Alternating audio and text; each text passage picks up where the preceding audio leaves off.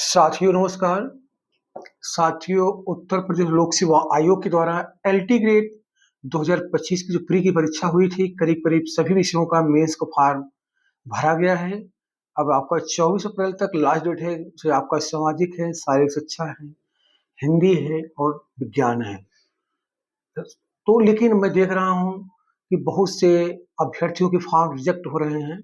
जैसे अभी आज 2 से 3-4 लोगों का मेरे पास फ़ोन आया कि सर बायोलॉजी का फॉर्म मेरा रिजेक्ट होकर के मेरे घर पे आ गया है। बायोलॉजी का हो गया, आपका होम साइंस का हो गया, तो उसके बाद आपके जो है कि कई और विषयों के फॉर्म रिजेक्ट हो रहे हैं।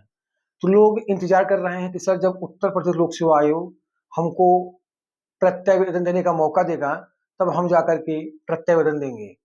तो मैं उत्तर प्रदेश के समस्त भाइयों-बहनों से कहना चाहता हूँ, अगर किसी भी अभ्यर्थी का अगर फॉर्म रिजेक्ट हुआ है, किसी भी कारण या उनका फॉर्म अगर आयोग को लेट पहुँचा हो या कोई डॉक्यूमेंट्स उनका छूट गया हो या उनका जो है कि कोई उन्होंने गलत जो है कि प्रमाण पत्र लगाया हो या गलत गलत सूचना दिया हो आयोग को, तो अगर आयोग ने अगर आपका फॉर्म रिजेक्ट किया हो, जैसे 17 मई को आपका हिंदी, गणित और अंग्रेजी का है और 16 मई को आपका विज्ञान, गृह विज्ञान और कृषि का है।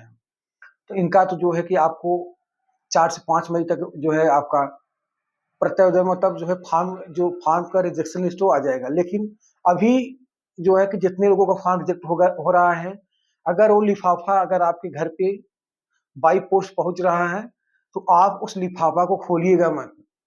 अगर जैसे आपको लिफाफा मिला है, वैसे ही आप उस लिफाफे को लेकर के उत्तर प्रदेश लोक सेवा आयोग आप लोग आ जाइएगा।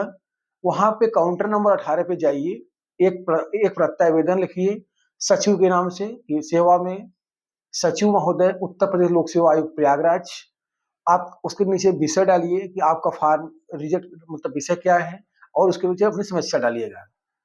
अगर आप और फिर नीचे लास्ट में आप अपना नाम OTR number, roll number, mobile number और अपना पता डालिएगा और विज्ञापन संख्या। तो आप लोग अगर लोक सेवा आयोग अगर कोई भी कार्रवाई नहीं करता है, अगर जिनके फॉर्म रिजेक्ट हुए हैं, अगर लेट मतलब अगर किसी भी अभ्यर्थी का फॉर्म लोक सेवा आयोग पे एलटी ग्रेड का अगर बाई पोस्ट उसमें लेट पहुंचा है और पोस्ट के माध्यम से आपको फॉर्म रिजेक्ट करके वापस भेज दिया गया है, तो आप लोग लोक सेवा आयोग आइए। अगर यहाँ सुनवाई नहीं होती है, तो आप लोग माननीय हाई कोर्ट में जाइए। मैं आपको बता दूं, अभी वाणिज्य का और संस्कृत विषय का जो है कि प्रत्यावेदन बहुत से अभ्यर्थियों ने दिया। उसके बाद जो है कि लिस्ट आई, तो उसमें जान लीजिए कि जिसका फॉर्म बाई पोस्ट जो है कि भेजा था और रिजेक्ट हो गया और फॉर्म जिसका लेट पहुंचा। अभी एक अलीगढ़ की मैडम थी, उनका वहां से 8-9 मार्च को भेजी, यहाँ पे 23 मार्च को पहुंचा। उसके बाद जो है कि उनको 27 मार्च को उनका फॉर्म उनको वापस मिल गया। वो पूरा फॉर्म सही तो तुरंत भाग के लोक सेवा आयोग आती है 29 मार्च को। आयोग एप्लीकेशन देते हो, कोई सुनवाई नहीं होता है, तो पुनः जो है प्रत्यावेदन देने का मौका मिलता है। 13 मार्च को प्रत्यावेदन भी देती हैं, लेकिन तब भी जो है उनके फॉर्म पर कोई विचार नहीं होता है और बलहीन मान करके उनका फॉर्म रिजेक्ट कर दिया जाता है। अगर आप लोग ये सोचते हैं कि हमने फॉर्म लोक सेवा आयोग को भेज दिया था, मेरा फॉर्म रिजेक्ट होके वापस आ गया है, जब प्रत्यावेदन देने का मौका मिलेगा तब हम जाकर के प्रत्यावेदन देंगे, कमेटी जो बनेगी हमको फिर से मौका दिया जाएगा। ऐसा नहीं है कि अगर आप जितने अभ्यर्थी प्रत्यावेदन देते हैं सबका मौका नहीं मिलता है। मैं आपको बता दूं, लोक सेवा आयोग इतना दयावान नहीं है। तो अगर आप लोग का फॉर्म रिजेक्ट हुआ है, आप लोग लोक सेवा आयोग जाइए। अगर वहां से नहीं सुनवाई होती है, अगर आपकी तैयारी अच्छी है, तो आप माननीय हाई कोर्ट की शरण में जाइए। 15 से 14 10-15 हजार रुपये लगता है। वहां से आपको अपना एक डाक विभाग के शिकायत करिए कि डाक विभाग के माध्यम से मैंने फॉर्म भेजा और डाक विभाग ने फॉर्म रख लिया, लेट पहुंचाया। अपना पूरा उसमें समस्या बताइए और डाक विभाग के ऊपर जो है कि आप समस्या करिए, मतलब बताइए कि उन्होंने ऐसी लापरवाही किया है, मेरा फॉर्म जो है लोक सेवा आयोग उन्होंने लेट दिया है। तो आपको माननीय हाई कोर्ट परीक्षा में बैठने के लिए एलटी ग्रेड मेंस में बैठने का मौका देगा। माननीय हाई कोर्ट ही देगा, लोक सेवा आयोग नहीं देगा। आप लोग जो बार बार कह रहे हैं, क्योंकि आज मेरे पास 3 फोन आया है, 3 फोन आया है, तीनों बायोलॉजी के अभ्यर्थी थे। तीनों लोग मुझे भेजे फॉर्म कि सर मेरा फॉर्म रिजेक्ट होकर वापस आ गया है। गृह विज्ञान के भेजे थे 2 लोग और सर यहाँ कृषि मतलब कृषि का भी भेजे हैं। कृषि का भी भेजे हैं, 2 गृह विज्ञान का आ रहा है मेरे पास, 2 बायोलॉजी का भी फॉर्म आ रहा है, आपका जो है कि एक आपका संगीत का भी आ रहा है और अंग्रेजी के 3-4 फॉर्म आए हैं। सभी लोग के फॉर्म क्या हुए हैं, लेट पहुंचे हैं आयोग पे। जैसे आयोग पे फॉर्म पहुंचने की जो तिथि है उसके 3-4 दिन बाद पहुंचा है, तो आयोग अगर फॉर्म लेट पहुंचता है तो उसको एक्सेप्ट नहीं करता है, उसको जो है उसी पते पे वापस भेज देता है।